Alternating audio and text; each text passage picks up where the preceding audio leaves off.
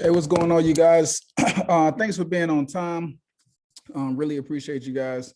Let's allow, about 4 more minutes for everybody to get in, and we will get started in approximately 4 minutes or so. Cool.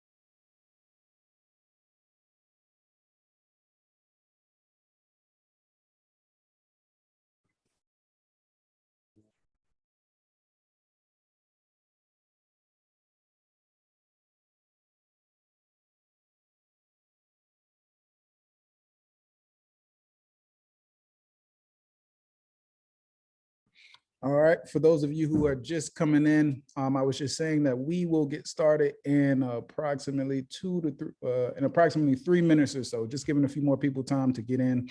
There's a few more people who registered late. Just want to make sure that everybody can get value from this call.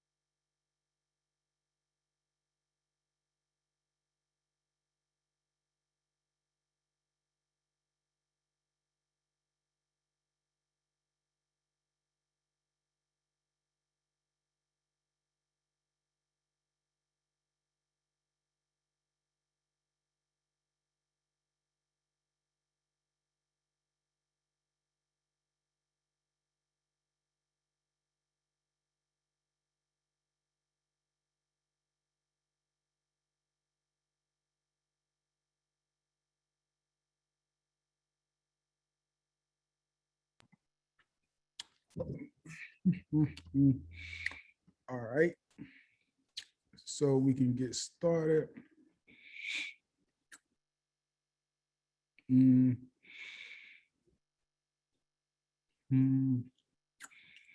All right, cool. Hey, what's going on, you guys? So let me turn this camera on so you guys can see what's going on.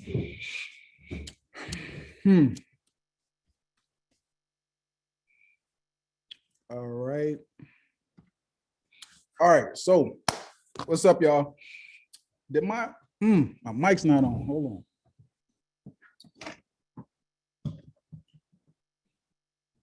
on.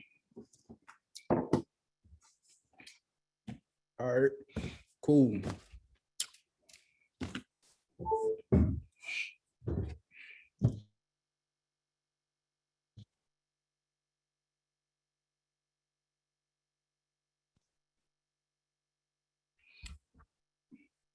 All right, cool. Now I got the mic. Spend a lot of money on this mic for me not to be using it as much. All right, so today we're gonna talk about the crypto markets, what I'm personally doing, and how to best think about everything that's going on right now. I know some folks are probably laughing, oh, ha, look at those crypto people, but these are typical market cycles. Prices go up, prices go down. Eventually you become numb to it. And your psychology reverses. So, for me, during this entire time, as the market has been, on a downward trend, I've been excited because I don't want to accumulate more Bitcoin if I don't have to at $60,000, $50,000, $50,000, $60,000. I really want to accumulate Bitcoin as cheap as possible, right? So I'm using all type of different resources and different tools and stuff like that to really, help, add confluence to when I think are optimum times to buy Bitcoin, which of course dictates, the rest of the market. So without further ado, get started.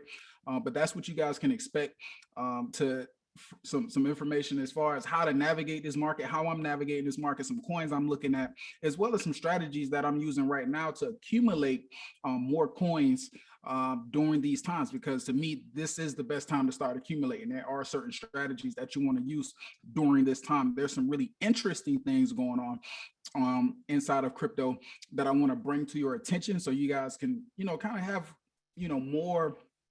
more insight as to like what's really going on in the space, right? A lot of people look from the outside in and they're just like, oh, well, let me just put money here and hope that it goes up. Or I heard about this dog coin, let me buy this. Or I heard about the next Shiba, let me buy this, and that's cool. But understand that there's a lot of politics and stuff going on also, right? Because once again, to put things in perspective, right, we're in the middle of a transition of power, right? Y'all know we got like a sit-in president right now, not even a real president. We got a sit-in president right now because that's how chaotic things are right now.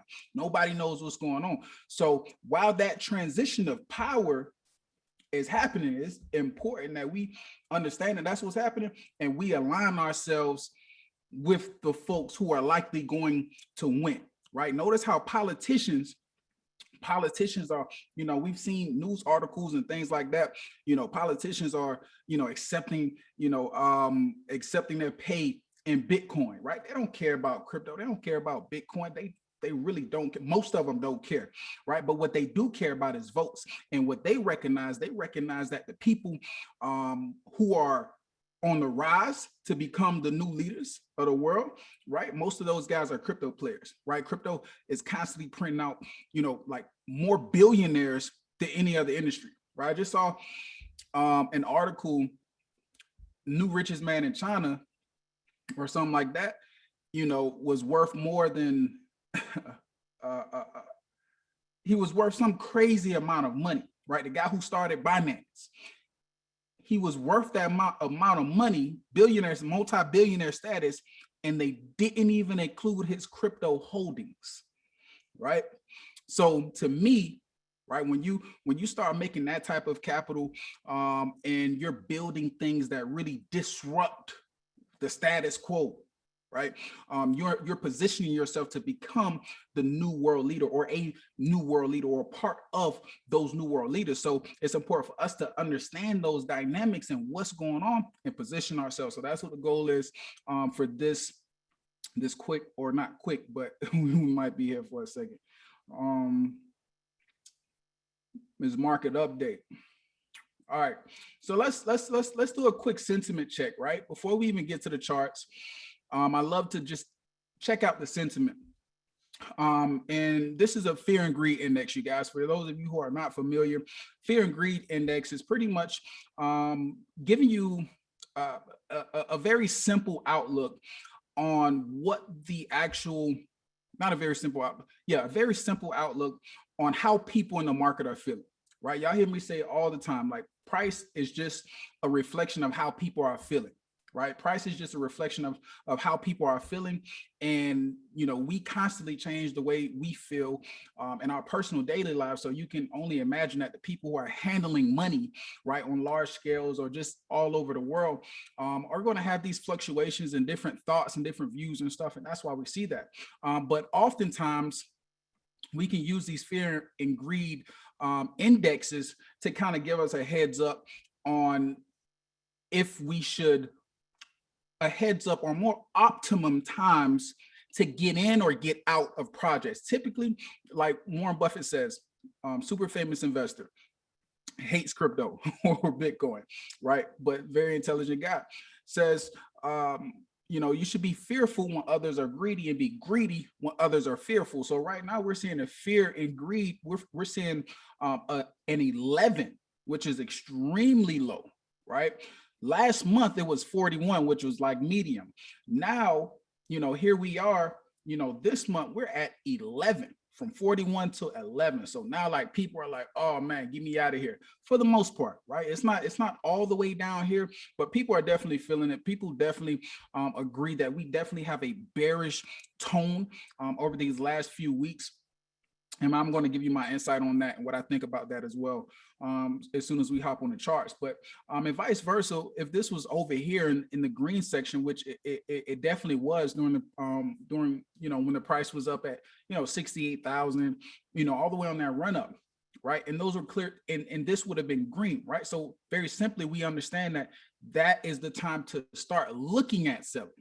Right? Start looking at selling. It's not a hard yes or no answer, but this is a very simple way to, if you are not experienced with charts, or you just not experienced with market psychology, this super simple tool that you can find by Googling crypto fear and greed index can just give you a heads up or a leg up as your dollar cost averaging into this asset that's mathematically, when I mentioned this asset, I'm talking about Bitcoin specifically, that's mathematically designed to increase in value forever.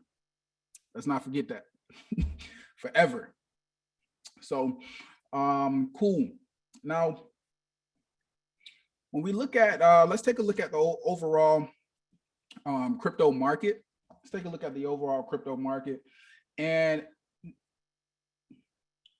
let me get this, you guys. 1 second. All right, cool. Yeah, so let's take a look at the overall crypto market. We see right now, you know, we're at a market cap of 1.7 trillion, which is about $1 trillion short of, you know, what I remember it being, you know, when the market was, you know, in bull market stages, right? So so seeing that 1.7 growth, seeing that 1.7 trillion dollar market cap, to put that in perspective, you know, when we look at the overall financial markets, you know, we're looking at something that's, most people really don't even know, you know, a true number, but we're talking like $300 trillion, right? So here we are, you know, a little over 1.7 trillion, right? But in the asset class that is designed to overtake or to disrupt the existing status quo of assets and derivatives and, you know, different equities and commodities and things like that. This technology is designed to disrupt that. So to see this, right? Once again, just understand that we're still early in this thing. And when we're early, we have to expect this type of volatility. Bitcoin has been the best performing asset in history, like hands down. There has not been a better performing asset over the last 10 years, right? Over the last 10 years, there has not, I don't care how good Amazon did, I don't care how well Shiba Inu, over a 10-year time frame, an asset that's in the class that's that large, right? Nobody ever did it. To put it in perspective for you guys, in order to reach Amazon, Google, Apple, I think all of those folks reached what the $1 trillion club, or the amount of, or 100 million users. There's like this mark, 100 million users and $100 billion evaluation. A lot of those companies that we see in the top, in the US 30, S&P 500 and stuff, it took them 20 to 40 years, right, to reach that stage. Bitcoin reached it in 11 years, right? So that, once again, I'm just bringing us back down, keeping it calm in our nerves to understand that, hey, we're still early in this thing, and this thing is doing amazing, and it hasn't stopped. So anything that's increasing in value, an average of 200% per year, we have to expect volatility, right? But how we deal with that volatility and how we receive that volatility, right, is what separates, I know there's women on here, so I'm not going to say the boys from the men, but what separates, the skilled people versus the people who get lucky and throw their money in something and don't really understand the different market dynamics, or how these different, market dynamics will likely play out, or how to have a refined strategy for dealing with these markets, right? So we look at that. Another interesting thing to kind of note is we got Bitcoin dominance at 38%. Right. I remember a time where Bitcoin dominance, was always at least 50%. Now we're slowly creeping down 38%. That means more capital. People are becoming more confident and more comfortable putting their money inside of other assets inside of the crypto space, which is super important, because we're going to get to that. Also, we noticed that Ethereum dominance is decreasing as well. Both of these are decreasing, and I think a large portion of that, not only are people going into different projects, but I think a lot of people are going into stable coins, right? Because that's another thing that's been going on. So in the midst of all of these crashes, something that's super important to kind of let me see, something that's super important to keep in mind, is that, we have a whole a whole suite of different stable coins to choose from.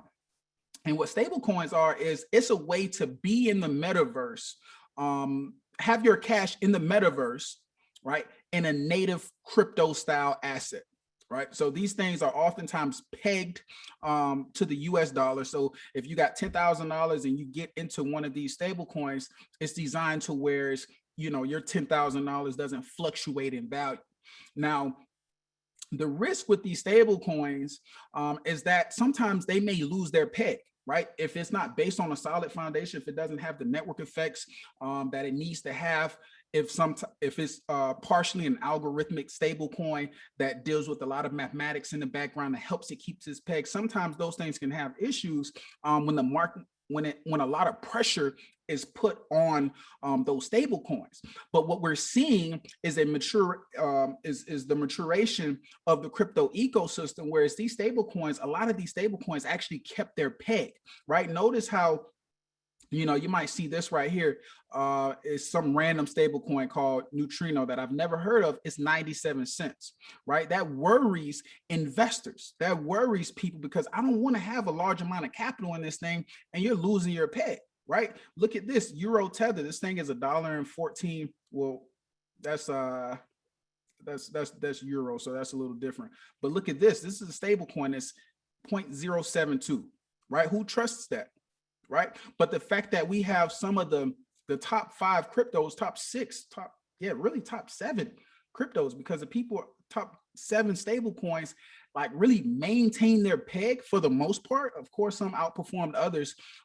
It just instills confidence. So now people know that during these market crashes, we can run to stable coins and actually still receive yield, right, during the downturns of the market. Because where else are you going to go and get 20% APY on your cash right now?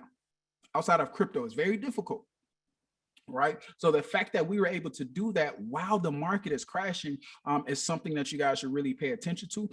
Put that in your tool belt. Once again, these are signs that the market is strengthening, right?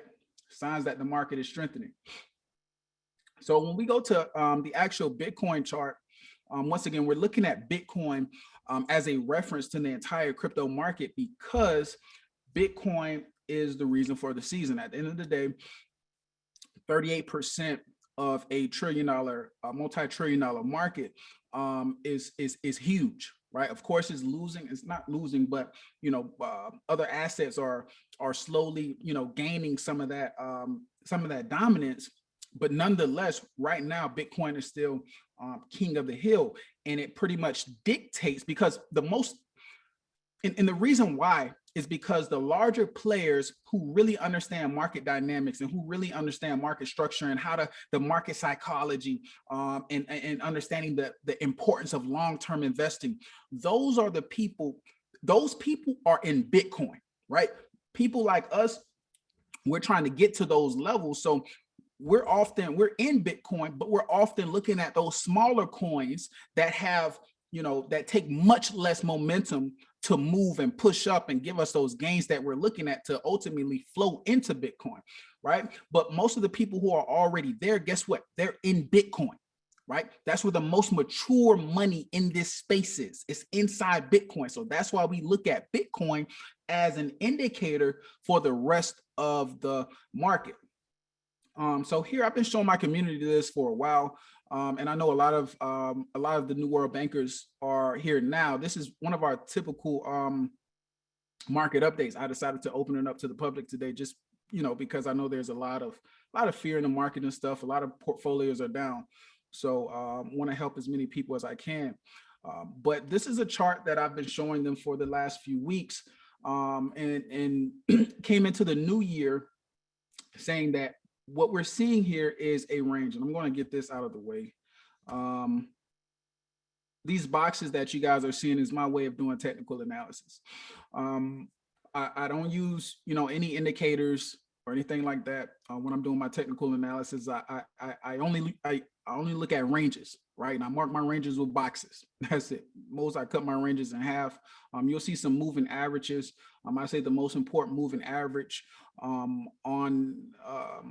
on this screen right now is the 200 moving average. Another thing to kind of point out, you guys, I'm on the weekly chart, right? I know a lot of people you might see, looking at the hourly chart and stuff like that. But I'm gonna tell you something, you guys, real traders, real investors, they're making big decisions off of big time frames. Right, I can't tell you the last time I looked at a 4-hour time frame, to be completely honest.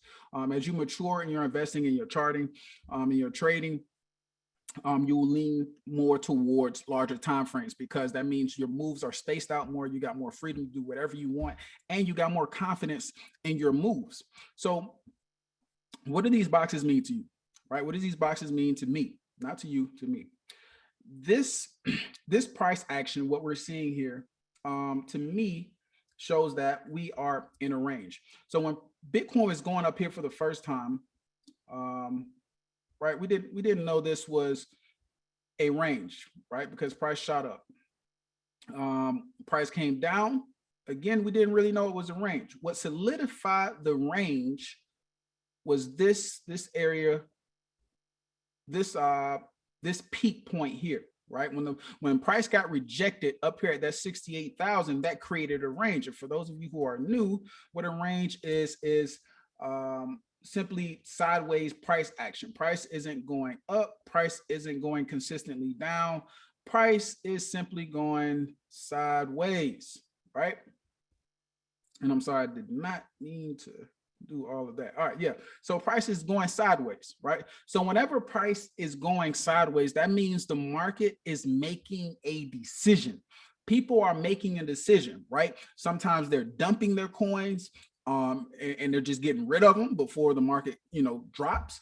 Some big players are building positions, meaning that, whenever price gets to the bottom of this area, they're buying heavily, right? So the way that I personally look at these ranges, just a quick side note, I sell the top, I buy the bottom.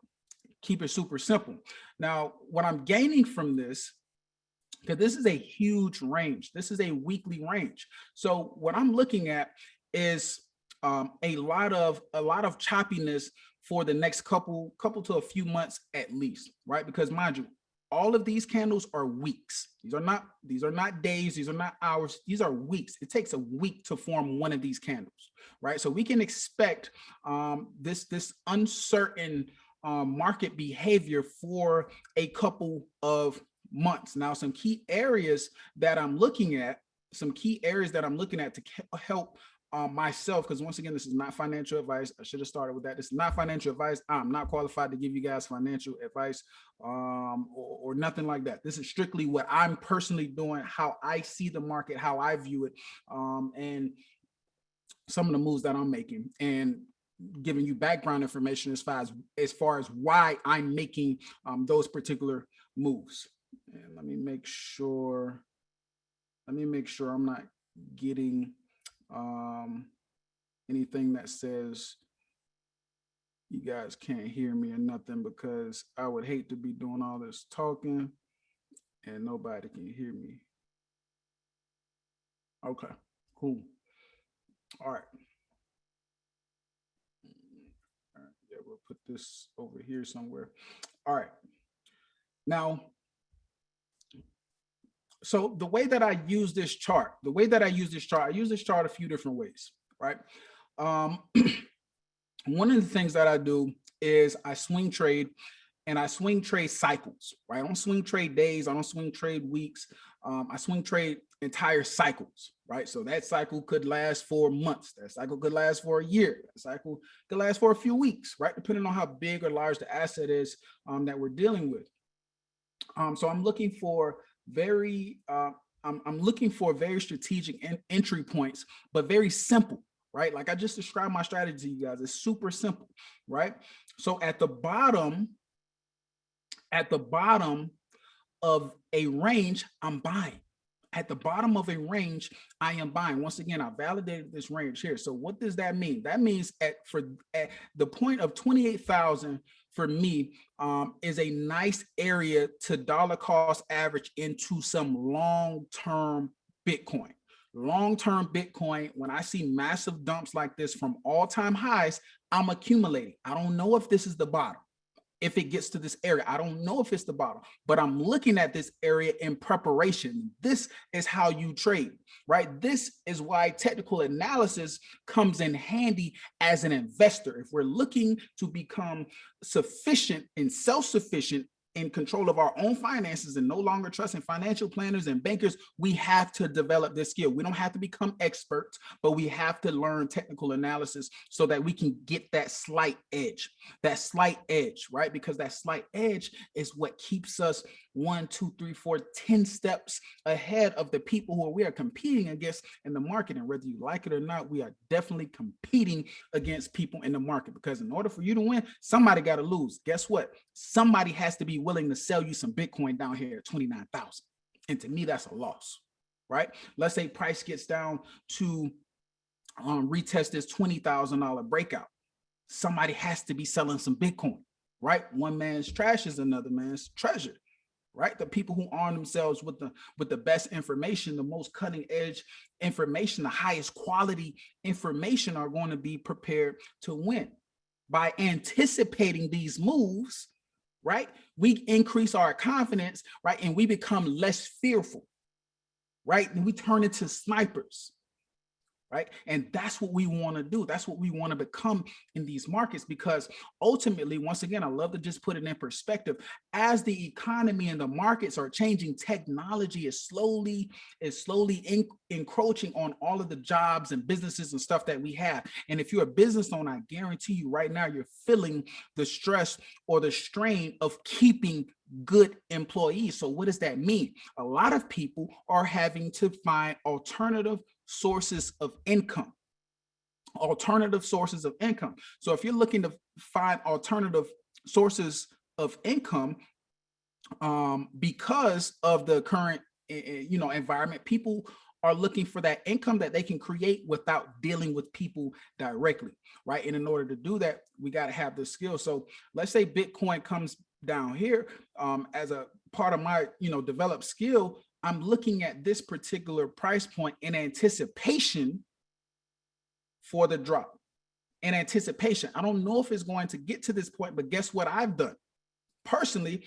I've gone onto my favorite exchange to buy Bitcoin, which is Kraken.com, and I've set limit orders in preparation just in case price wants to tap $20,000, because I know I would love to grab more Bitcoin at 20,000, but you can't make those type of plans if you don't understand basic chart technical analysis, or maybe you won't even get that opportunity because we don't know how long price will be at 20,000 if it gets to that point. Right. The same applies for this $29,000 level. Now, right now, I'm referencing a lot of investing and how to think and how I'm thinking about building my long-term bucket. And the reason for that is because I divide all of my capital into three major buckets. One, long-term, Ethereum, Bitcoin, I never touch. Super bullish, a whole lot of conviction on those assets, right? My second capital bucket are swing trades, right? So they're just going with the market. Once we get into a bull market or a bear market, right? This is why you start to see me, right? More because in a bull market, everybody's a genius, right? But the money is made when is blood in the streets, and right now we see a whole lot of blood, right? So I personally, so not to get off track, the first bucket is long-term, never touch Bitcoin, Ethereum. Second bucket is swing trades, big swing trades, long swing trades, not day trades, not in and out, swing trades. Third capital bucket is short-term trades, high risk 10x type investments, right? And of course, I'm funneling all of the money, all of the capital from the second and third basket to the first basket, if that makes sense to you guys. One day I'll give you guys a diagram or something. But I think that's pretty, easy to understand for the most part. Now, once again, personally, what I'm banking on is for Bitcoin to find some type of bottom, even if it's just temporary in this area. Now, what we might see, what I would not be surprised to see, which is why I have those orders set at 20,000, because I imagine a lot of other people are calling or signaling for 29, 28,000 as well, right? And that's another part of understanding the market. If you know a lot of other people are doing something or banking on something in the market, understand that the market doesn't like that. The market never does what a lot of people want or thinks that it should do, right? So I would not be surprised to see some type of no, I don't have it. Nah. I would not be surprised to see some type of wick, right, actually touch 20,000, because we've never retested this 20,000. We've never retested this $20,000 level. We've never retested this $20,000 level. So I would not be surprised to see at some point, right, some type of wick that touched 20,000 and then maybe pop right back up into this box 28,000. To see a $10,000 candle or $8,000 candle in crypto and Bitcoin especially is not unheard of. We've seen them a few times. So I'm keeping my eye out on something like that, and I'm just preparing for it just in case. If it happens, that's great, right? If it doesn't, okay, cool. Okay, cool. All right, so let's take a look at, we're actually not going to look at Ethereum because Ethereum is pretty much looking the same way as Bitcoin, right? Now, let's take a look at some things to kind of, once again, put some things in perspective for you guys. What I'm looking at here is some on-chain metrics. And what on-chain metrics are, unlike in the stock, and no shade against the stock market, right? You know, there's no denying there's a lot of stocks or a handful of stocks that have gone up for the last 20 years, right? You can't ignore stuff like that. You can't ignore stuff like Microsoft, Apple, Amazon, Google. You can't ignore that, right? So no shade against stocks. But one thing that crypto has, and Bitcoin specifically has a lot of information on, is what you call on-chain metrics. The innovation behind this technology that's powering the crypto space is the fact that it's see-through, it's transparent, it's trustless. We do not need any middlemen, right? We don't have to trust any third parties to tell us what's going on in the Bitcoin network. How, like, what transaction? Did you do this transaction? I got to wait on this person to say this, or no, it's here for the whole world to see. So when companies are claiming certain profits or doing creative accounting and stuff, saying how much cash they got or what they did and stuff like that, Bitcoin can't get creative.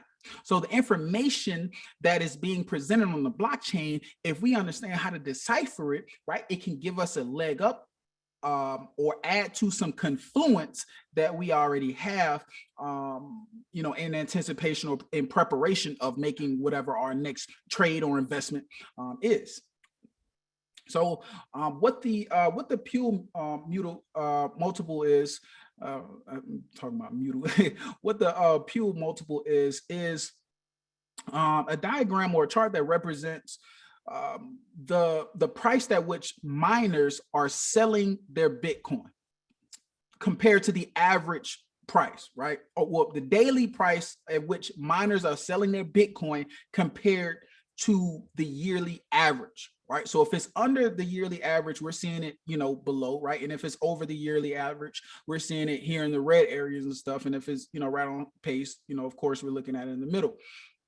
Now, whenever price gets into these green areas, that means miners are less incentivized to sell their Bitcoin because it's trading at less than what their typical annual average sell price is, right? So they're less inclined to sell, right? They're less inclined to sell. But once price gets up into this red area, which typically signifies a top, right? That's one thing I want to, you know, preface.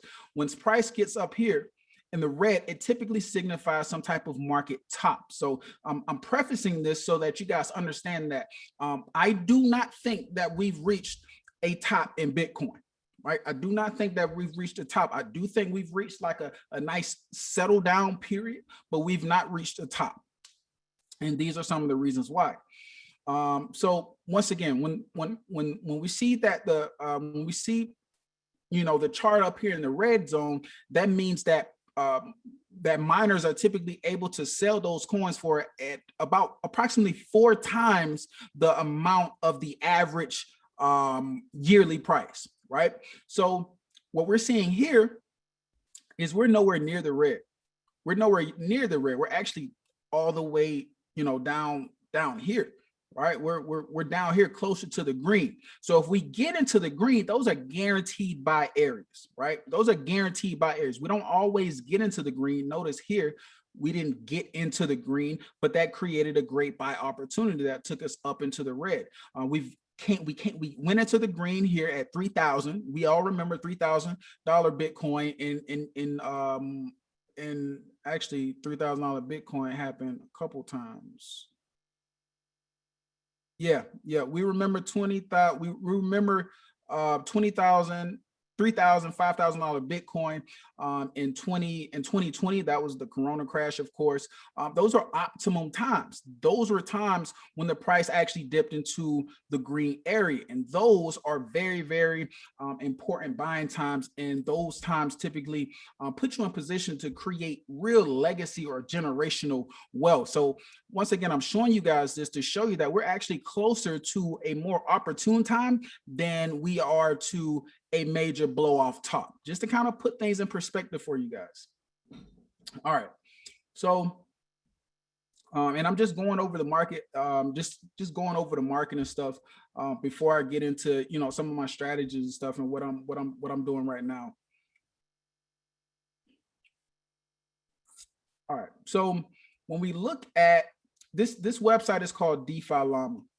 This website is called DeFi Llama, and what DeFi Llama is, DeFi Llama pretty much tracks the entire crypto space.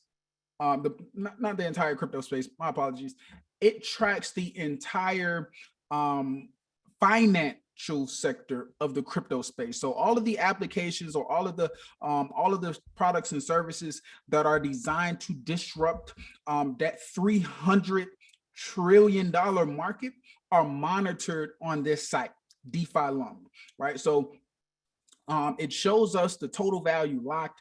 It shows us the percentage change. And when I say total value locked, it goes across different chains. Like, there's Ethereum, there's Phantom, there's Avalanche, there's Solana, right? It's tracking the projects across all of those, right? And we can use this data in some very interesting ways. Now, I don't want to make a whole lesson out of this, but something that I do want to highlight, because the way that I use that Bitcoin chart, not only am I using it for long-term investments into adding into that long-term capital bucket, but I'm also looking for really opportune times to buy those smaller altcoins, right? Or to average into those smaller altcoins, right? That are going to give me a larger return faster than what Bitcoin can. And the simple explanation for that is it just takes a lot more capital to move $1 trillion asset than it does to move $100 million asset, or even a $10 million asset.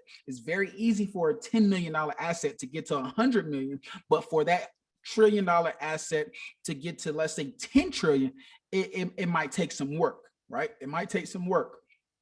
So the reason why I focus on the decentralized finance, or what I like to call the meta money, right? The metaverse money sector of crypto, is because, the Rothschild, what's his name? Rockefeller, or was it one of the Rothschilds? One of the guys that created the central bank or the Federal Reserve said, "Permit me control of a nation's money," and I'm paraphrasing, "Permit me control of a nation's money, and I care not who makes his laws." You understand what I'm saying? So now, fast forward 50, 100 years later, these are the same people who are pretty much controlling the financial or monetary supply of the entire planet for the most part, right? No matter how weak we think the US dollar is getting, make no mistake, the US dollar's tentacles are global and they run very, very deep, right? So this particular sector of crypto is actually one of the only things on the planet that I've seen capable of disrupting the power that these folks created and harnessed and kept to themselves. You guys do realize that we can invest in the Federal Reserve. The Federal Reserve is a company. The Federal Reserve is not a government agency, and we can invest in it. Or we printing money, y'all can't invest in it, but guess what? All's fair in love and war. We got some very intelligent people in the crypto space and the blockchain space that have been creating things that can compete with entities like the Federal Reserve, right? So that's why I focus on this, because if I can control the money in the metaverse, y'all can put 2 and 2 together. So, so what I do is I monitor the total value locked in the entire space. And another reason I like this sector is because it actually, a lot of these protocols actually produce revenue, or some of these protocols actually produce revenue. They have income, right? And since these are decentralized, guess who that income comes to? Us. And since we're not in the traditional banking system, we don't have all those middlemen with all these hoops and hurdles. So guess who gets paid faster? We do, right? Don't let that stuff go over your head, you guys. DeFi, decentralized finance. I know a lot of people in the news, you guys hear the rappers and the artists and the entertainers and stuff, they're hollering NFTs and yes, you can make money in NFTs. NFTs are a great innovation. And when I say NFTs, I'm referencing the art NFTs specifically, right? Because NFTs are not just art, but I'm referencing the art NFTs specifically. Yes, you can make money, but these things are real businesses that are producing real income, that have real narrative. So the reason why I want to show you guys this is one of the narratives that I'm following for this year, right? One of the narratives, right? In crypto, it's all about narratives. Follow those narratives. One of the narratives that I'm following is the phantom chain narrative. So somebody has to build all of these different cool ass projects, right? So in order for people to build these projects, they have to be in a nice, comfortable environment or place that they want to build in. So what I've been seeing is some of the top developers of these decentralized or meta money style protocols, product services, have started to work on the phantom chain, phantom network. Ethereum is a network, Phantom is a network, Avalanche is a network. Think of them as different countries or different territories. They all have their own rules. They all have their own laws and policies and procedures, but we can take an airplane and get to any of them, right? Or we can, matter of fact, we don't even have to take an airplane. We could step into a magic portal and pretty much be in any of these territories. But in order to operate on these different territories, countries or whatever, and this is a list of them, you got to have that native token, right? You can't come creeping on our land without a visa or passport, without a visa or something, right? The native coin, look at that as the visa that allows you to maneuver how you want for as long as you want in that particular area.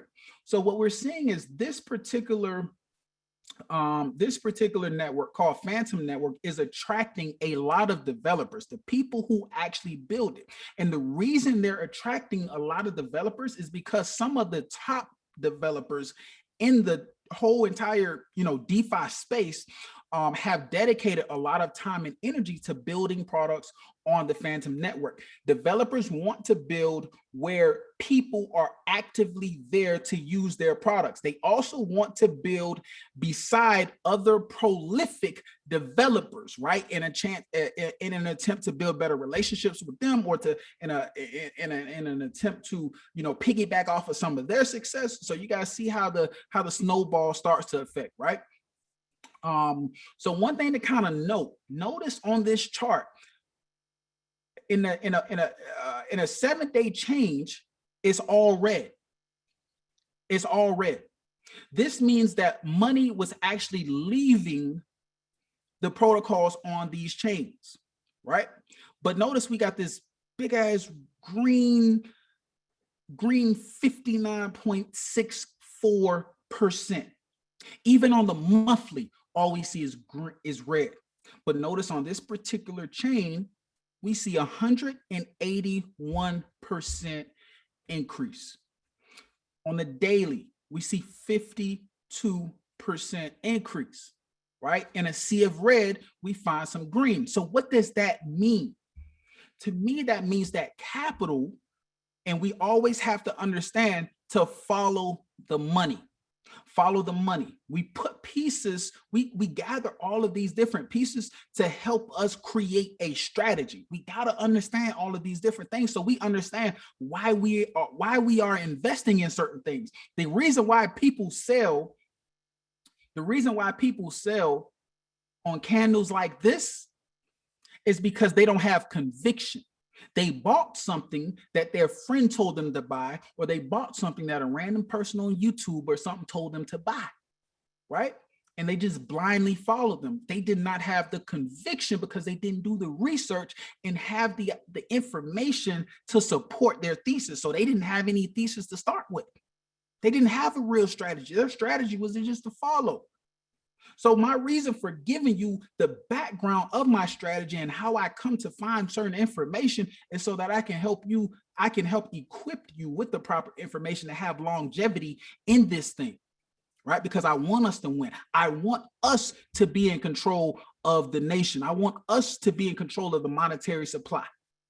I can't get, major network effects by myself, right? But if it's a group of us, right, and we all, tap in and we truly understand this thing, one thing about it, us millennials and Generation Z, when we put our head together on something, like, we come together in a crazy way. We do some amazing, some marvelous things. So I can only imagine what happens when more people get hip to the fact that all of the things that were, from a financial standpoint, like, we've never had a time in history where the people at the top of the financial food chain, right, had access to all of these different building blocks to do certain banking or financial style transactions or products, right? The building blocks, the putty that you need the most, we've never had access to it.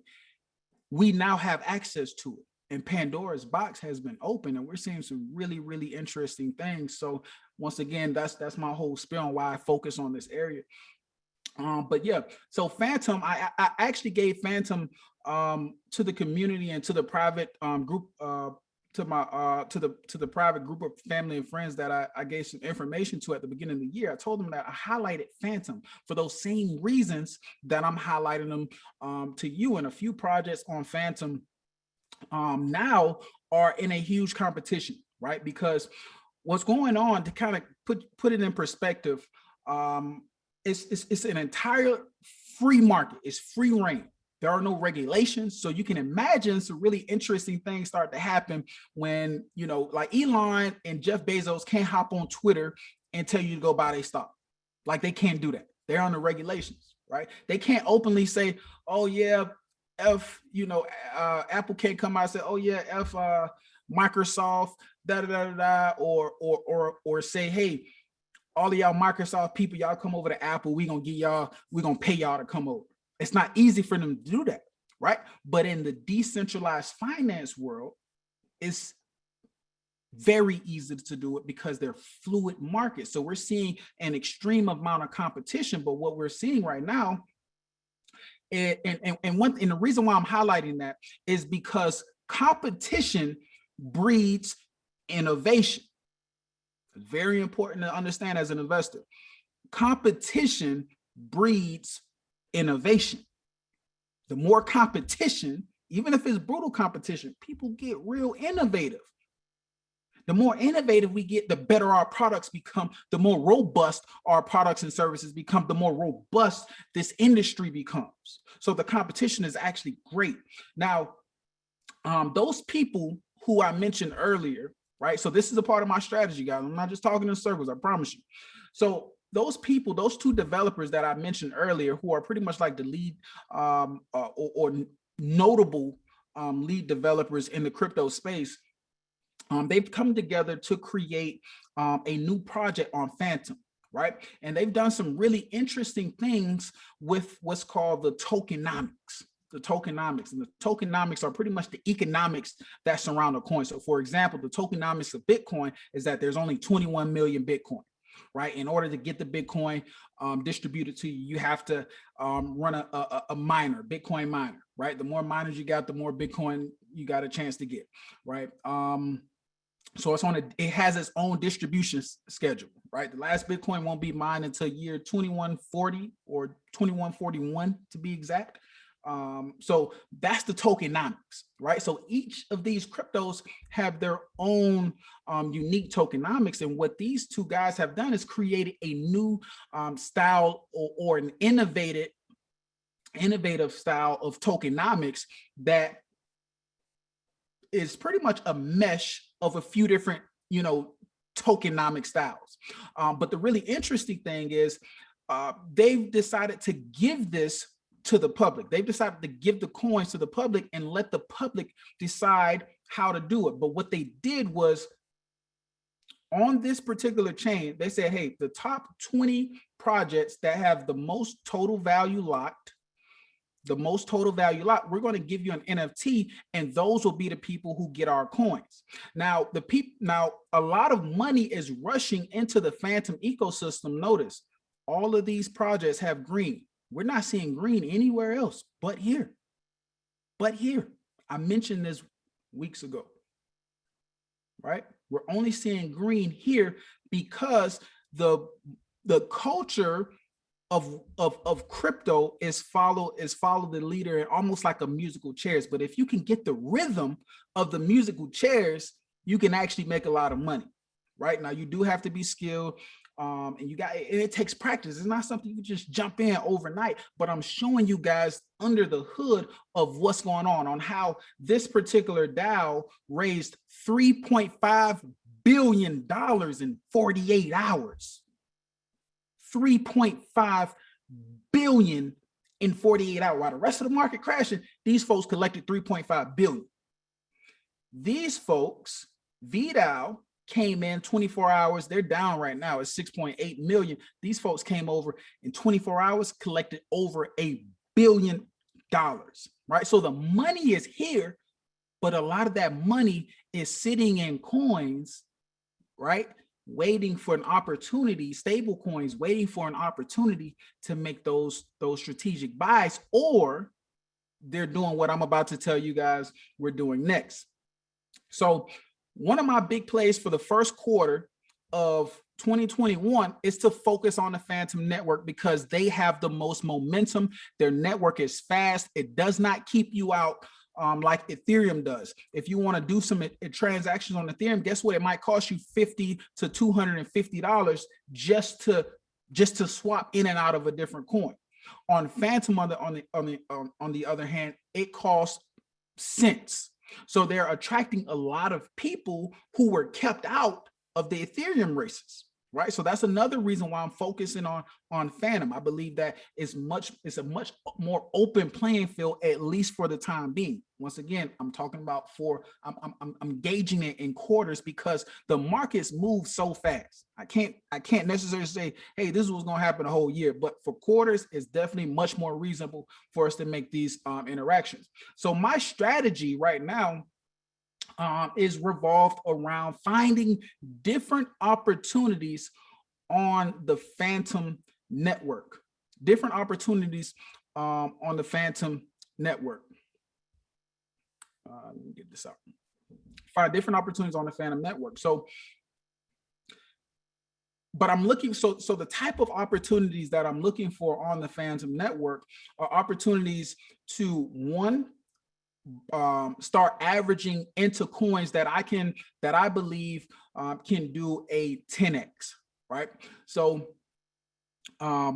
if you guys have heard my 1K to 1 million 3-year strategy, that's pretty much every year you find one crypto that you research and you invest in one crypto, right? And you probably want to, actually average that out 333, 33, 3,300, 3,300, just to have a better risk tolerance. And you find 3 projects that can do a 10x, right? You find a project this year that does a 10x, that 1,000 goes to 10,000. The next year you find a 10x, that 10,000 goes to 100,000. Third year you find a project 10x, 100,000 goes to 1 million. Of course, you may have to split that up into 2 or 3 different projects depending on the amount of capital you have, but essentially that's what's going on. So in this round of Find My Next 10x play, I'm looking inside of the Phantom network. And the reason why I'm looking in the Phantom network is because the reason why I'm looking in the Phantom network is because we find things like, well, no, not this. We find things like this: $12 million market cap. Scream is pretty much a borrowing and lending protocol, same as Aave on the Ethereum network. So it's peer-to-peer lending, right? Right now, that market is valued at $12 million. The total value, that's amount of money that's locked into this protocol or that's sitting inside of this protocol, is 287 million.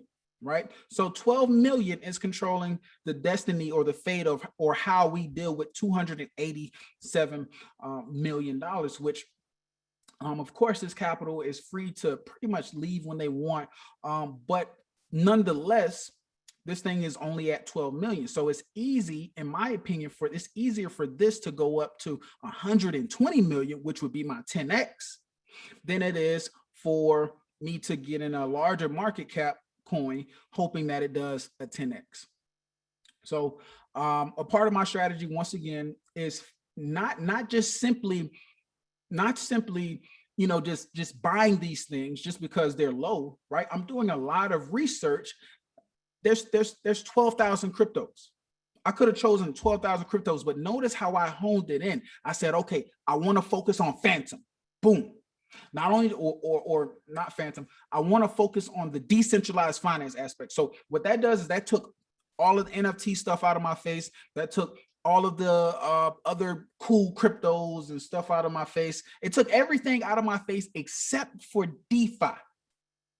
Then I honed in even more. I said, I only want DeFi on the Phantom network, right?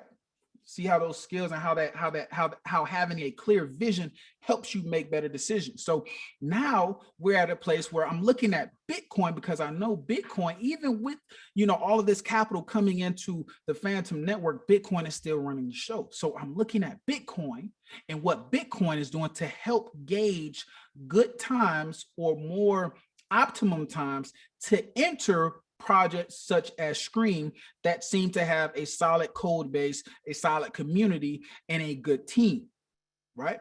So I may start dollar cost averaging into something like this in hopes of it going, in hopes of it, you know, increasing its market cap, you know, 10x, even a 5x, right? But these are the times when the market looks like this. And this is not, this is Thor. We probably won't talk about that. This is an experiment I'm doing, you guys.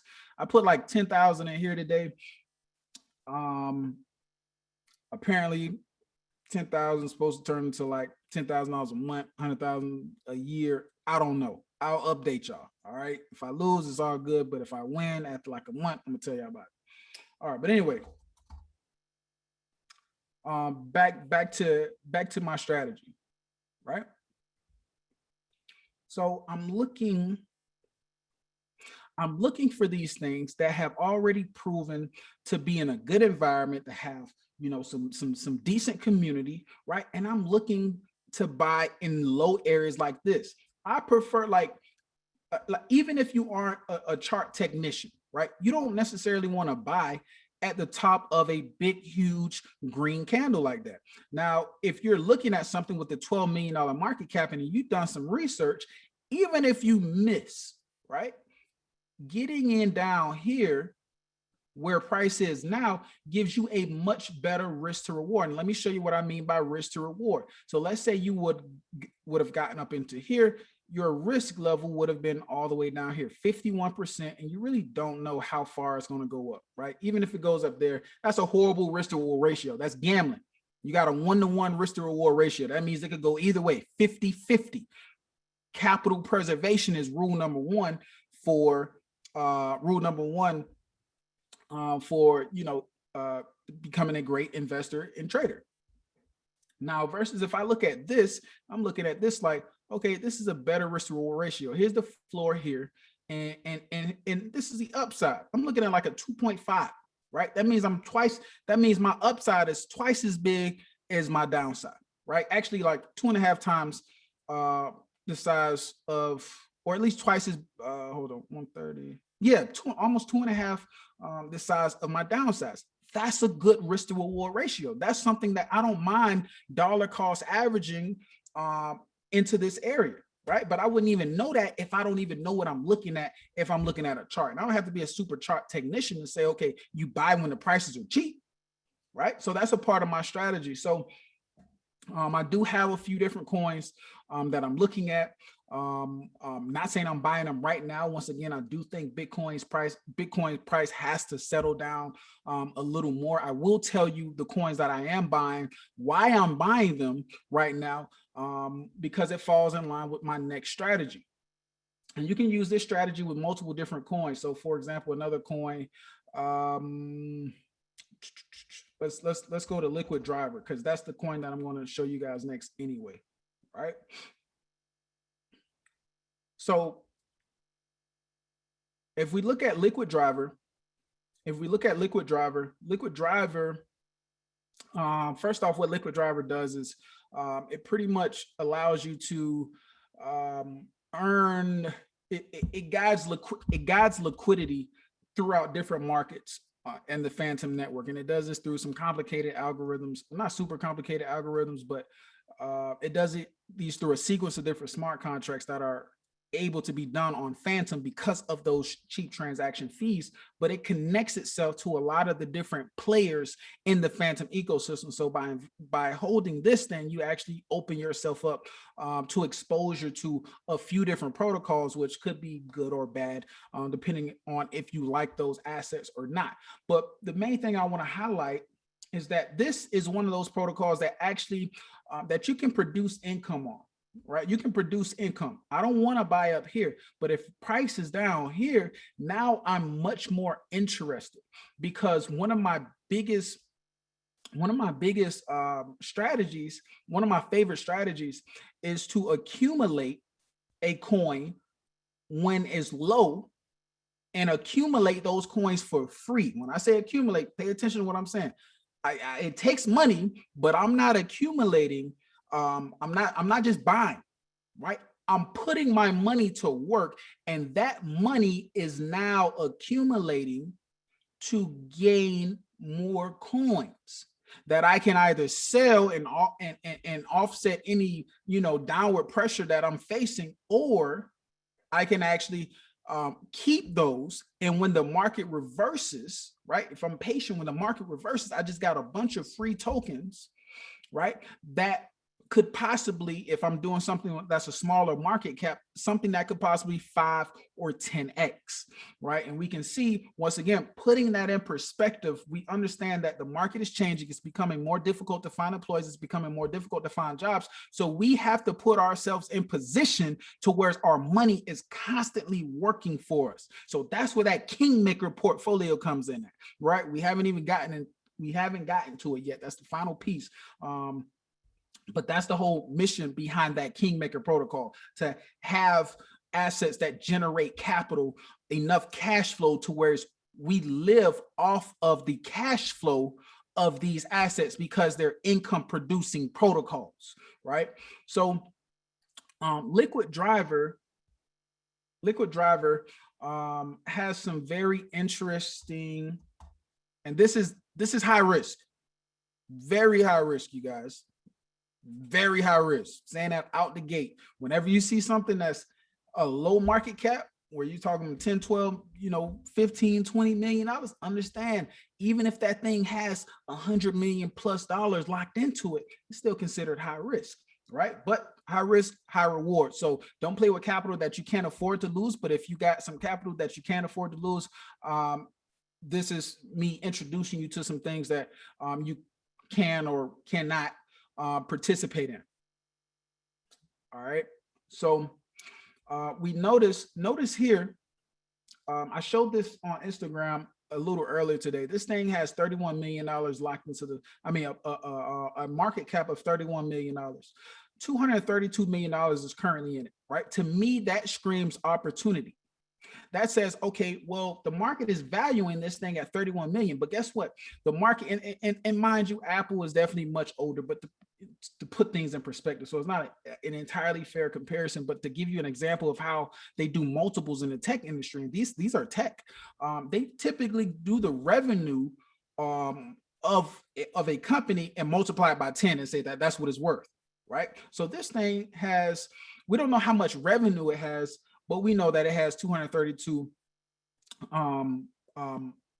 million locked into it. Even if we don't do a multiple of it, we don't have a multiple, regardless, we're still significantly under the amount of money that's controlled. So I look at that as opportunity, and I look at that as people are trusting this in some capacity, and that might be an opportunity for me to earn some of these tokens while prices are down, while prices are low. So so to give you an example of what can happen, if I buy these two coins, Liquid driver in Phantom. Once again, I'm focused on the Phantom network, and I know it looks goofy. It looks, you know, like kiddish and stuff like that. But, you know, these APRs are very real, right? These APRs are very real. As long as these tokens have liquidity for us to buy and sell, these APRs are real, right? Because the APRs are actually being paid out in the native token, which is Liquid Driver, right? So one thing I started to do is, and right now I'm on Firefox. I use Brave browser to get into the metaverse. So it's not going to pull up. I don't have my MetaMask connected to this, which is, I got to fix, because for some reason my Zoom doesn't work on my Brave browser, which is weird. Or it does. I think I just fixed it, but I didn't set it up this time. So what we can see from here is that if we deposit into this liquidity pool, not only are we earning fees on these two high risk tokens, right? But we can deposit the coin that represents our position in this pool and earn an additional 113% APR on top of whatever we earn by putting our capital into this liquidity pool. So that's double. Oftentimes when you're putting in a liquidity pool, you're earning, and especially a high risk one like this, you're earning somewhere between 80 and 100%, right? It's no guarantee, but you're looking at 80 to 100%. So now you're looking at 80 to 100% in these tokens, accumulating these tokens, while an additional 100% just by depositing that same token over here, right? So what else I'm doing? Since it's rewarding me in Liquid Driver tokens, what I'm doing next is I go over here to X Liquid Driver, and I'm going to lock, and I lock some coins already.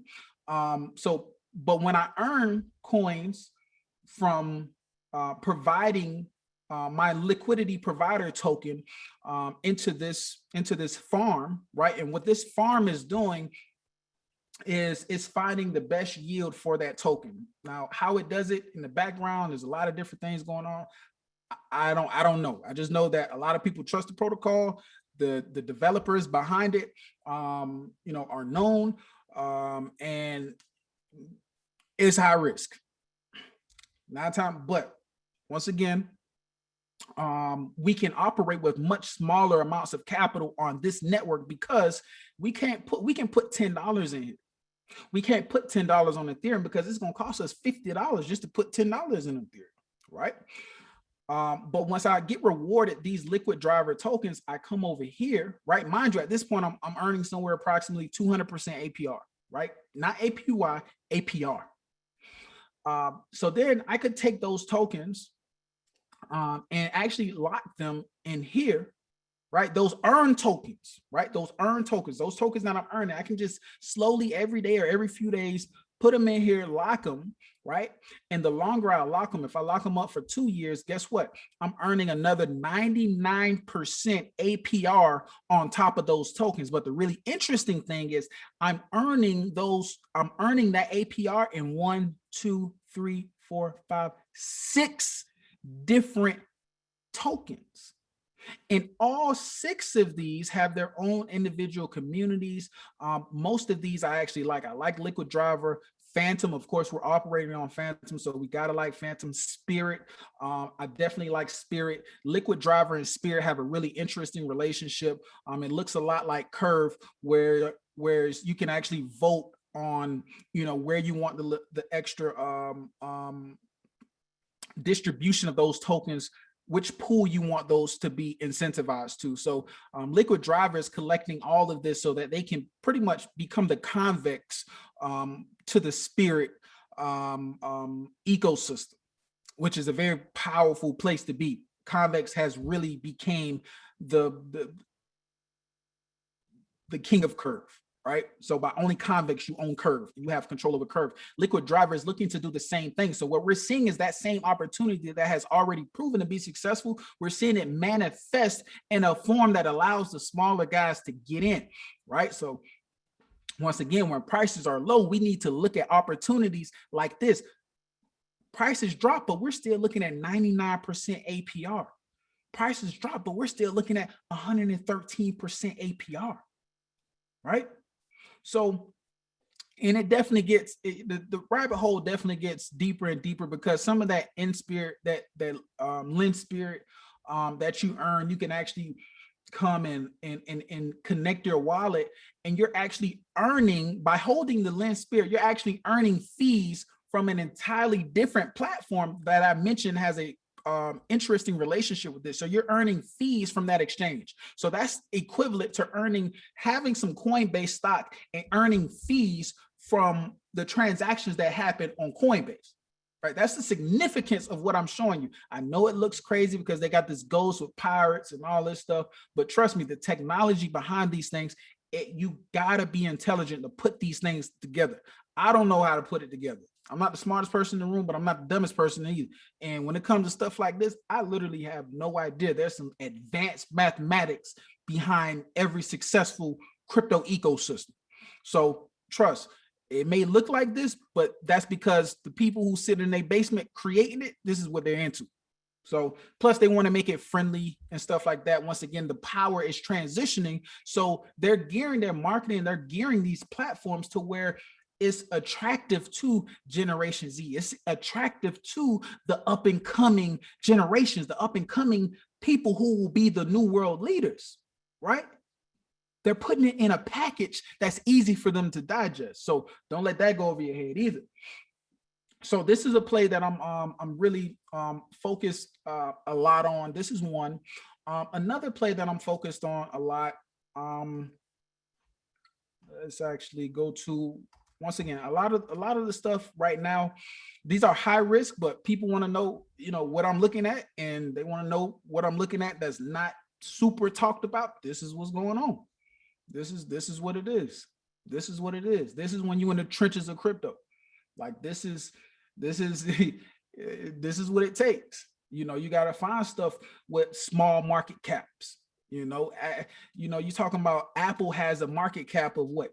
$3 trillion. $3 trillion. We dealing with assets that's not even $1 billion yet. That's a different type of risk level. Right? It's a different type of risk level. But on the flip side of that, if you choose right and you have the right strategy, you put yourself in position to win. Right? And I'm not breaking down any calculators or maths and stuff. When I'm talking about these 100% APR, 100% APR, y'all do the math. That's like 9-10% a month. 9-10% a month. So, and that's coming in daily. That's coming in daily. So another project that I'm looking at, is called Tomb Finance. See, it's trying to get me to install MetaMask on here, but I do not want my MetaMask on Firefox.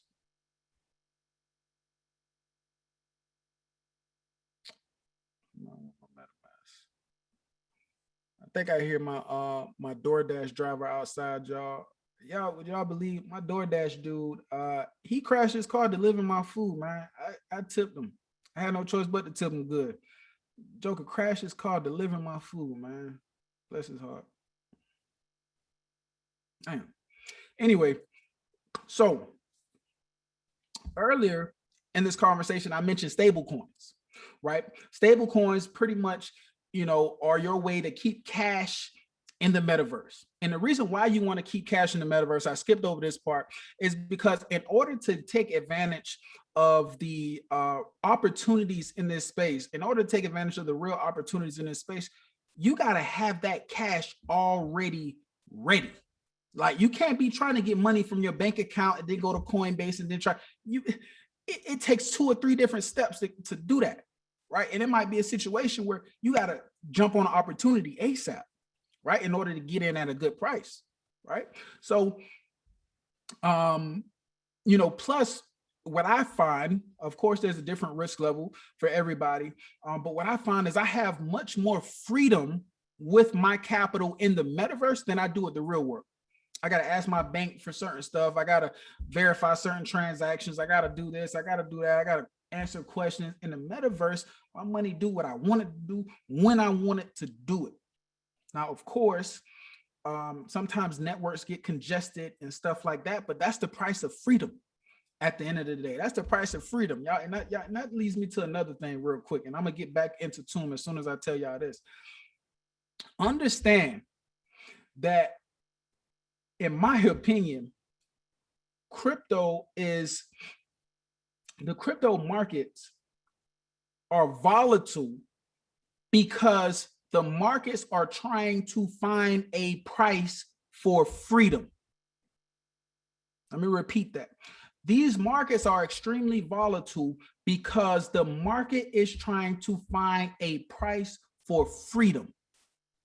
That's exactly what's going on. People realize that they're freer than they ever been. They have access to things that they've never had access to. People who never had bank accounts can now come and earn 100% APR. That's life-changing. Us in America, we don't really, understand what that's like. But somebody in another country who don't have access to all of these resources, but all they got is a cell phone or something, guess what? Now they're exposed to the building blocks of the financial system in a permissionless way. So the volatility that we are experiencing, make no mistake, the market is trying to put a price on freedom. And it's very, very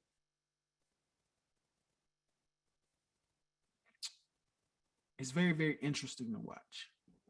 I'll leave it at that. All right, so back to Phantom, y'all. Back to Tomb. How else? Earning money. One of my strategies, earning money during a market downturn, right? And dang, I didn't even mention Anchor Protocol. Anchor Protocol, we'll get to next. I'll do a real quick one on Anchor Protocol because that's how you can earn 20% on your money. And that's an important strategy during times like this when the market is crashing. You got money sitting in the metaverse. That money need to be earning money. All right. So we mentioned stablecoins, right? So this is a stablecoin. Tomb Finance is a stablecoin, but they have a really interesting model, right? So Tomb actually has, and I'm going to click the doc so I can show you guys. Anytime you want to learn about a crypto, Google that crypto name and then docs. And then some documents should come up that tell you everything you need to know about the coin. Now, Tomb Finance is supposed to be a stable coin, but unlike the stable coins that I showed you guys earlier that are pegged to the US dollar, right? A lot of the stable coins are like, hey, we don't necessarily want to be pegged to the US dollar because although the US dollar is strong, that shit got like 30% inflation right now. It's crazy. It's crazy. Like they tell you 3%, 5% shit is out of control. It's out of control. Y'all can see the prices in cars have gone bananas. The prices in houses have gone bananas. Rent prices gone bananas. Food, bananas. Inflation is crazy. So a lot of these stable coins, as we're building out this new infrastructure for the financial system, right? They're like, hey, we don't necessarily want to be tied to the US dollar. Like we really want to separate ourselves as much as possible. So what Tomb Finance did is said, hey, we're going to create a stable coin that is pegged to the Phantom network. We like Phantom. We're going to peg our stable coin to the Phantom network. So when Phantom goes up, our stable coin goes up. When Phantom goes down, our stable coin goes down. Now it may not be one for one, right? There's a lead weight. There's some cushion in there, right? But it's very small cushion. But the way that they manage this system is they got the stable coin, which is Tomb, which is pegged to the Phantom token. They got T-Share, which pretty much gives you governance over the system. So look at Tomb like a money printer or a minting machine, right? It's controlling the monetary supply. Think of it like one of the central banks. T-Shares is your ability to, is your way to own a piece of that particular central bank that's printing money, right? And when you're printing money, you're oftentimes you're loaning it out, earning interest, all that type of stuff, right? So that's what Tomb Shares is. T-Bond is a mechanism that Tomb Finance has in case the actual Tomb loses its peg, goes below what the Phantom price is. So what they'll say is, hey, buy these Tomb bonds, right? And in order to buy these bonds, you have to deposit Tomb, right? Which destroys or which burns this Tomb, which takes it out of circulation, right? Mind you, this is a scenario when Tomb is below the price of Phantom, right? So you buy this bond, which means that you're burning Tomb, and when the price of Tomb is above Phantom, then you can sell that bond, and oftentimes is allowing you to sell it for like 1.5x or 1.5 times what the price of Phantom is. So it's a way to get a built-in discount. Now, the really interesting way to use this during this particular time, of course, is to stake, or actually, let me go here.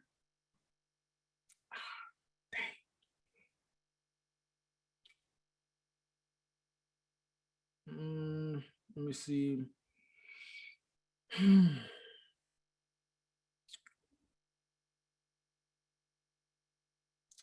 No. Okay, hold on. Let me see if I can go on this on my other browser, you guys. Finance.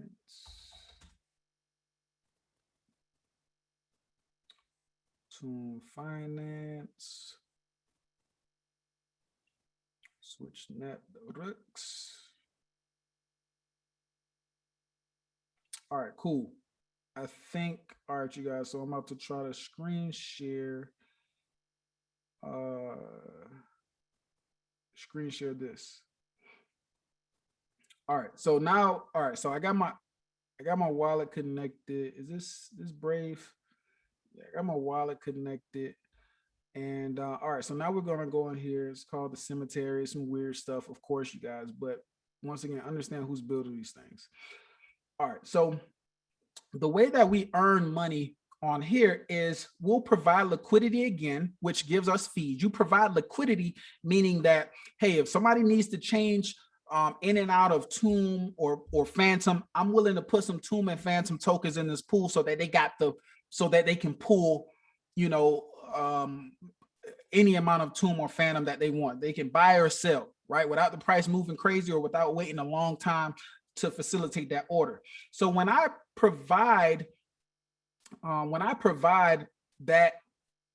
those tokens into that pool, I receive a coin, right? I receive a coin. So I'm actually providing that liquidity on a whole nother exchange, Spooky Swap, right? Spooky Swap. I know I sound crazy, you guys. It took me a while to get past it too, but just look at, just follow the numbers. That's all I'm gonna say.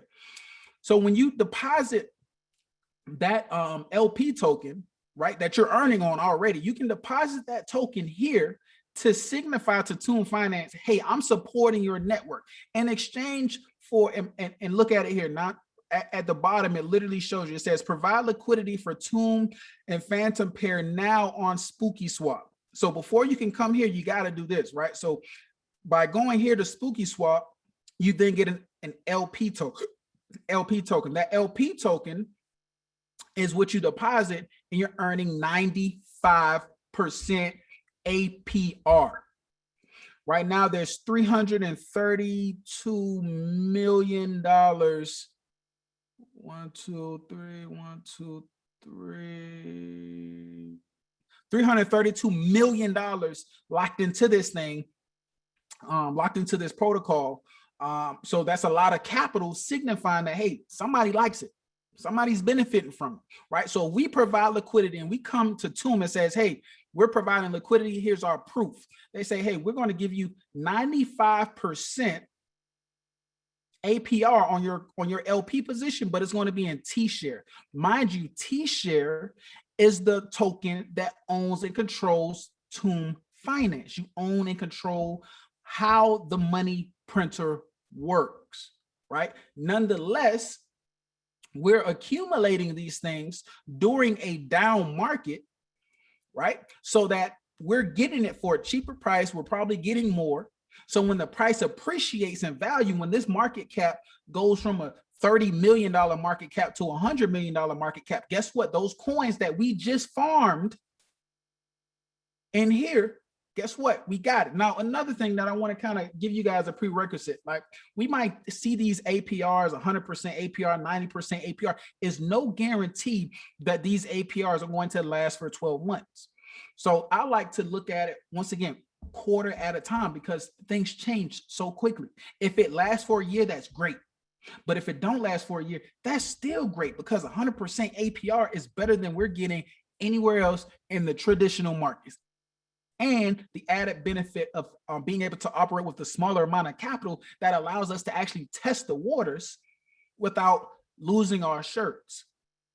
Very valuable, right? So while everybody in the crypto market is panicking, we're finding opportunities. We're finding real opportunities that your buddy is not telling you about, that, you know, your granddad, he probably doesn't know about, you know? So final, not final thing, but the last thing I'm going to show you on this, you guys, once you get those T-shares, guess what? You can deposit T-share in here, that same coin that you're getting from earning here. See how we can always make our money work. Our money is working. Every piece of asset is working. When you own a stock, you own Apple stock, that stock is not working for you. You can't go and borrow against that in 2 seconds. You can't go and claim some earnings from that every single day. Notice how every asset that we're holding in this down market, we're able to compound the interest that we're earning on it. So we come over here to masonry, right? And once we get past all the weird names and stuff like that, and we start seeing what's going on, your eyes are going to open. So notice here, we can take those T-shares that we earn from providing liquidity and staking that liquidity token and earn another 383% on T-share. 383% APR. This is not APY, you guys. APY is when we have to compound what we earn in order to get that number. This is just, hey, you got $10,000 in, guess what? Every month, that's going to be, let me get that for you guys. And these rates fluctuate. These rates fluctuate. These rates definitely fluctuate. 383 divided by 12, that's 31% a month. That's 31% a month. It don't even have to last all year for me to win. It don't have to last all year for me to win, because guess what? In fertile ground, in crypto is fertile ground, Metaverse is fertile, fresh ground. We can expect opportunities to continue to rise, to continue to come to the forefront. So it don't have to last all year, because we can pivot. We can pivot. This is what we got each other for. This is what we got the group for, because I might be watching this, you might be watching that, and we can come together. Hey man, I see this opportunity. Oh shit, it's time to pivot. Hey man, come on over here, do this. That's how it's supposed to work. That's how it's supposed to work, right? So these are some of my more Degen plays, D-E-G-N. Degen stands short for degenerate, but it's a crypto term. They don't even say the whole word, but it's kind of changed meaning in crypto. Degen is a term referencing someone who puts unreasonable amount of capital and experimental and highly risky financial products that have a good chance of going to zero. So yes, this is a risky environment, but you guys have seen the results, and I wouldn't be full-time in this space if I wasn't a product of this environment. So keep that in mind. So to kind of slow it down a little bit, you guys, we're going to go back here, and we're going to go to Anchor Protocol. So if you got cash, actually, we're running out of time, you guys. So you guys might have to do a lot of research on yourself for Anchor Protocol, because I do want to get to the Kingmaker ideology. Go to the web app. All right. So, all right, US, all right, so Anchor Protocol is on. So this is one of the only projects that I'm really, a part of that is not a part of the Phantom network. That's a part of my first quarter strategy, right? Because, and the reason why is because Terra Luna is an entirely different blockchain from Phantom, but Terra Luna allows us to earn 19.47% on our cash, APY. 19.47%. You actually see it increasing in value every single day, probably multiple times a day, right? So this is a pretty safe place for the relatively safe, right? Place to put your capital to work for you while you sit back and analyze, because you shouldn't take these strategies that I'm giving you and just dive in. You should take some time to research, but while you're researching, put your capital somewhere safe where it's earning, somewhere where your capital is going to respect you, right? If your capital respects you, it's not going to leave you, right? You treat it properly, you put it in good environments, it's going to protect you, it's going to take care of you, it's going to provide for you for generations. So while you're getting your strategy together, come over here and possibly, I'm not going to tell you to come over here. What I'm doing, I come over here, have some cash in an Anchor protocol and earning that 20% APY until I'm ready to deploy, that capital. All right. Let me see.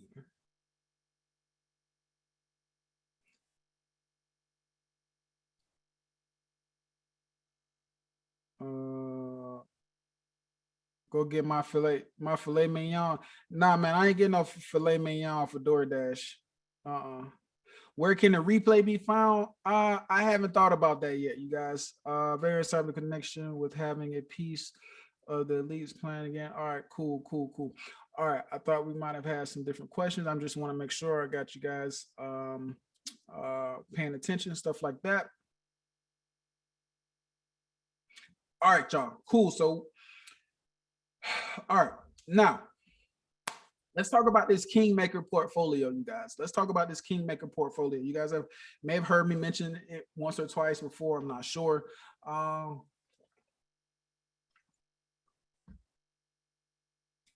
But I hinted at it.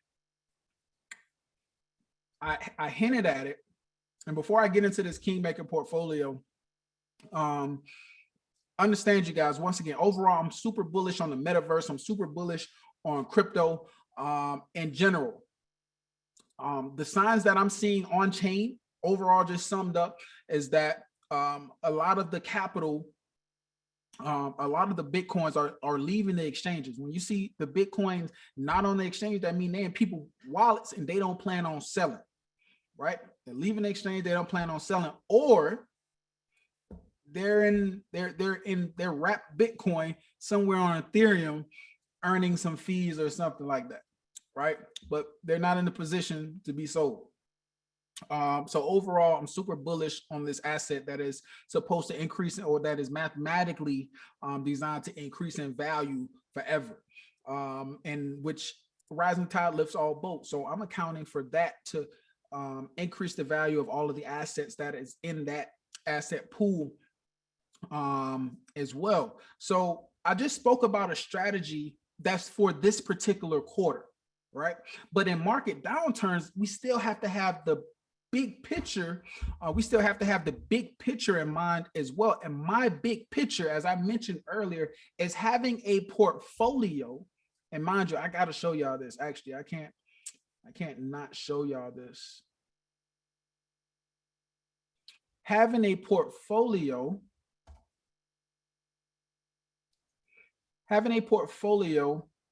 that that increases in value while simultaneously paying for my lifestyle. So it's paying me every single day, and I never have to sell the underlying assets, and those underlying assets appreciate in value. And I'm very particular about the assets that I'm holding, because I only want the assets that are severely, or that are deeply integrated into the functioning of this metaverse. I want the coins that if you take it out, it's going to be a bad day for the metaverse.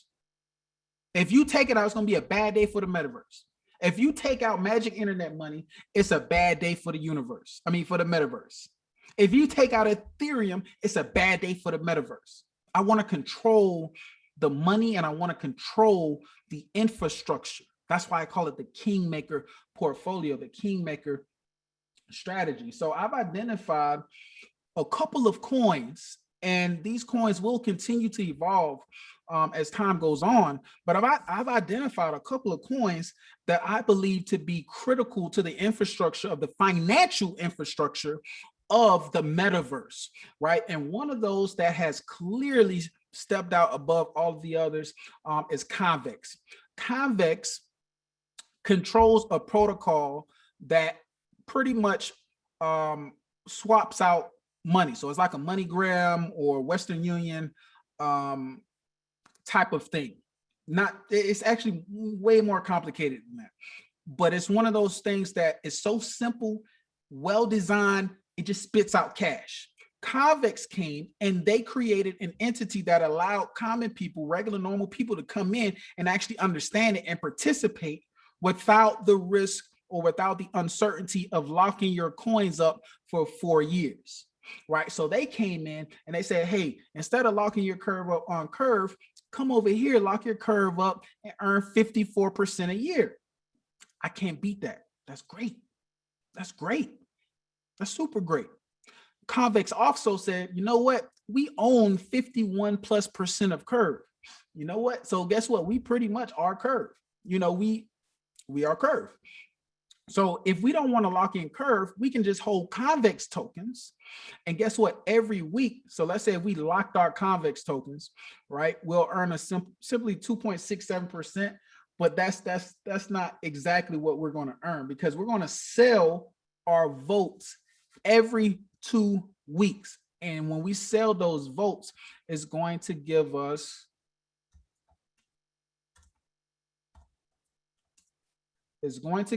approximately 40 to 70% APR right here. Boom. I go to llama.air force or just Google Llama Air Force, and it's telling you right now the APR for your vote locked Convex or the Convex code. You buy Convex and then you lock it, and then you claim those dividends, right? Once again, you can hold Apple and all this stuff, but guess what? You hold Convex, you earning money on top of that Convex every 2 weeks without selling your Convex. And you're earning approximately 50 to 60% a year. So what that looks like, because the voting round actually just finished. And at this past voting round, each locked Convex token received 55 cents for every locked Convex token. So if you had 1,000 Convex coins, guess what? You got $500. 2 weeks, every 2 weeks, that's an extra $1,000 a month off of 1,000 Convex tokens, right? Prices are low.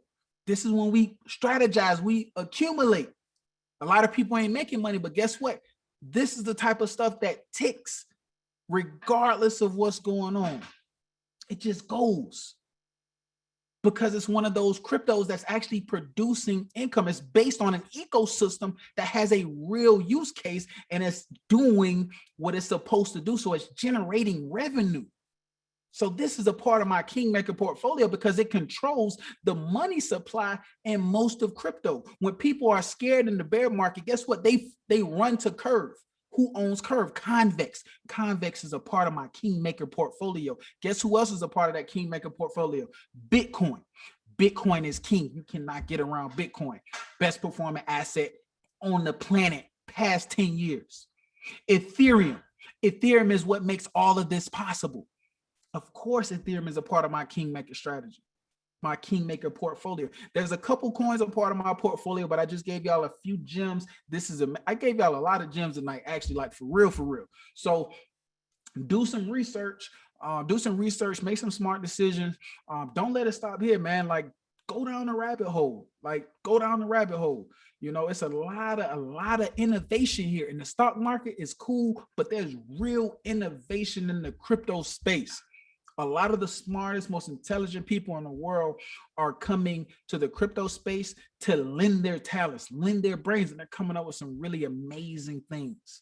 Some really, really amazing things. As a matter of fact, the average was 55%, but guess what? If you know how to work this thing, You can actually come here and deposit in this pool and get 68%.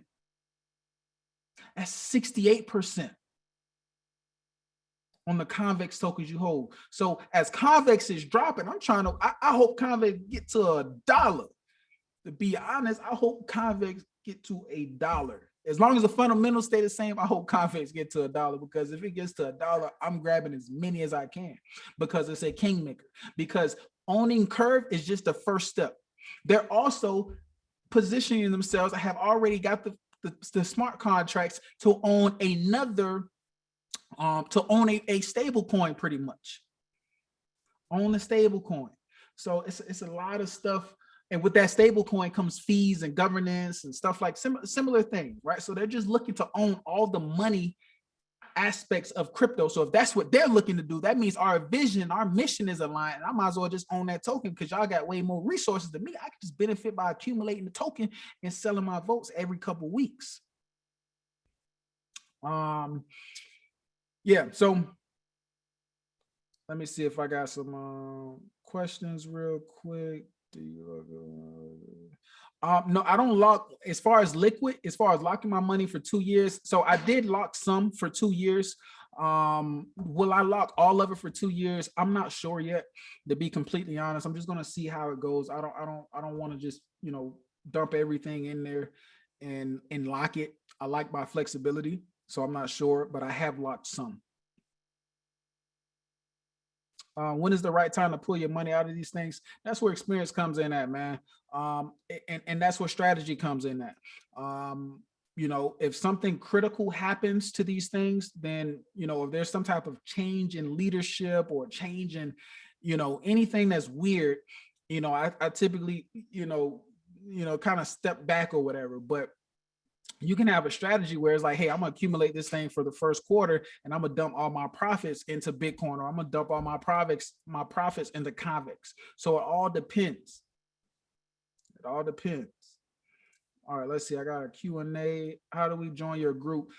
So I do have a group, you guys. It's on my Instagram, Patreon, where you guys can actually come in to the group and get direct access to me, ask your questions. I'm building a solid team of some really, really intelligent people who are also really committed to crypto the same way that I am. So you guys can get, very nice insight from them as well as me, which I think is extra value.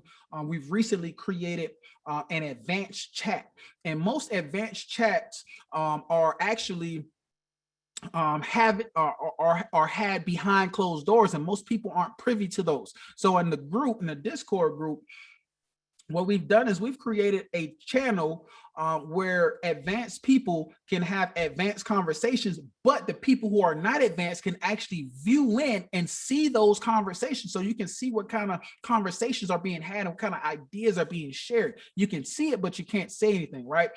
There's a separate channel, whereas if you see something that you have a question about, you can ask that question in that channel, and we'll actually come in there to do it. There's a reason why we separated it, so that it doesn't get diluted and so that it stays action-packed with high quality information. Only high quality information should be in there, and that's what I want to expose you guys to. So if you're interested in that type of stuff, there's a link in my bio, FinanciallyFitz on Instagram, and click the link and it says join the private Metaverse investing club, and you can tap into our group from the Discord link. Do you offer one-on-one mentoring, any service to help build your? So I do offer one-on-one mentoring. You can book some time in my bio as well. A lot of links are in my bio, you guys. I actually recently started this whole consulting thing, 30 minutes at a time, 30 minutes to an hour, depending on what's going on. And you guys, of course, have my full attention during that time. You start to get into Curve or Convex first. All right, so somebody asked, should you start to dollar cost average into Curve or Convex first? Once again, I can't tell you what to do or make those decisions for you. Personally, me, after thinking about it a lot, I got both. But as time goes on, I'm really leaning to acquiring more Convex, because once again, Convex controls more than 51% of curve. And the way that Convex controls that curve, it's in a perpetual cycle. Like, meaning it's pretty much in a black hole. Like, we'll probably never see that curve again, right? So the more curve is deposited into that, the more curve Convex controls. And, you know, the more protocols that Convex builds a relationship with, the more value that that Convex token holds. So I actually like the utility of Convex, which is why I have Convex in my Kingmaker portfolio, and not Curve. I really love Curve, right? I'm getting exposure to Curve from Convex. With no prior experiences, Anchor Protocol, the best place to start. I think Anchor Protocol is a great place to start if you don't have any prior experience, because it's extremely simple. It's going to expose you to MetaMask. It's going to expose you to operating on different chains. It's going to expose you. Actually, it's not going to expose you to MetaMask. It's going to expose you to different wallets, right? It's going to make you download the Terra Station wallet. It's going to make you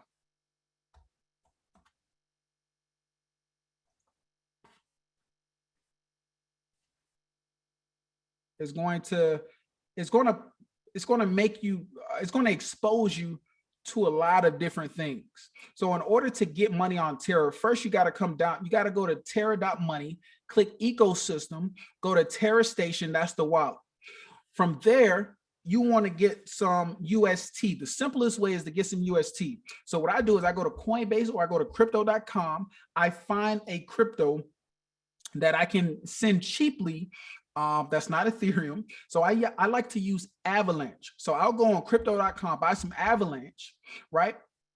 And then I'll send my Avalanche to KuCoin. The reason why I go to crypto.com or Coinbase and then send that coin to KuCoin is because KuCoin is a non-KYC exchange, and I don't have any bank account information attached to it, nor do I want to. So I send that AVAX to KuCoin, where I can actually swap it out for UST. I take it off of the KuCoin exchange and I deposit it into the Terra Station wallet. Once it's inside the Terra Station wallet, now I can interact with the Anchor protocol. Notice it says savings right here, top right corner, savings. I can operate the Anchor protocol. Boom. I come to dashboard and I go to earn. And it's going to have this nice big button right here that says deposit.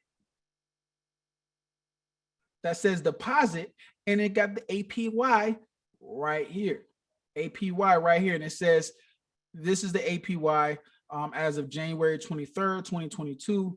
Deposited, and I just start earning. So it's going to expose you to a lot of different things. You'll be on the Terra station. If you want to interact with some of the other things, you'll have to, download MetaMask, put MetaMask on your browser, and add the Phantom chain and stuff like that. That's a class for another day.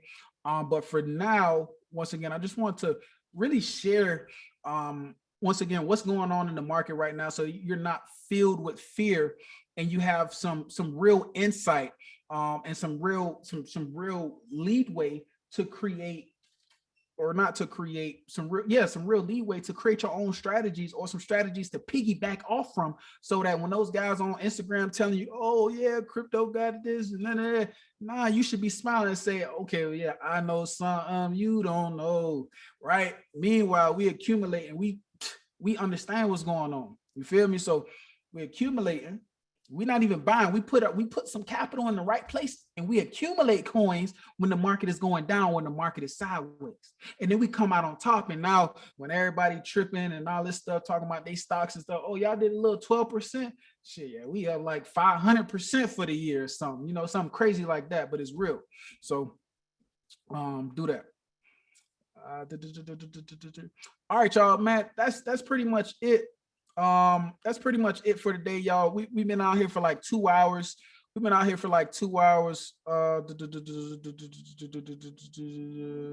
don't know when the next time I'm gonna do one of these, y'all. Y'all notice I have not been on social media a lot. My son was in the hospital most of December. He had a seizure, and then, you know, at the beginning of December, end of November, and then after that, had some other things going on with his heart and calcium, and a lot of stuff was going on. So my head was all over the place. Plus, I had a crazy hectic year just being full-time in crypto. It's never a dull day. So December, man, I really just needed a lot of time off, and social media was just not helping with that. I've never really enjoyed social media, but it's a part of life now, right? So I just prefer to use it sparingly these days, and I consider this a part of social media. But I do enjoy sharing knowledge and stuff with you guys, which is why I do these things. So if enough people like it and want to have more private conversations like this, I'm completely open to this, man. Some no fluff conversations, and like some real, you know, some conversation that can really like help push us forward. Like, I'm always down for that, though, as much as I don't like social media. But when it's a tight-knit group of people who really passionate about this stuff, you know, we can do that. All right. Anyway, this is it, y'all. I'm out. I hope y'all got some notes and took some notes, because I don't have no notes to give y'all. Hope y'all took some notes. If you do want more insight, this recording will this recording will be given to the members of my Discord. So if you're a member of my Discord, you definitely have a replay of this. If you are not, then you'll just have to catch the next one whenever it is. And that's it, man. I hope y'all enjoy y'all night. Have an amazing week. Stay positive, stay blessed, stay loving, you know, tell somebody you love them, tell somebody thank you, wake up super grateful, start the week off with a whole bunch of kick ass. Peace out, y'all.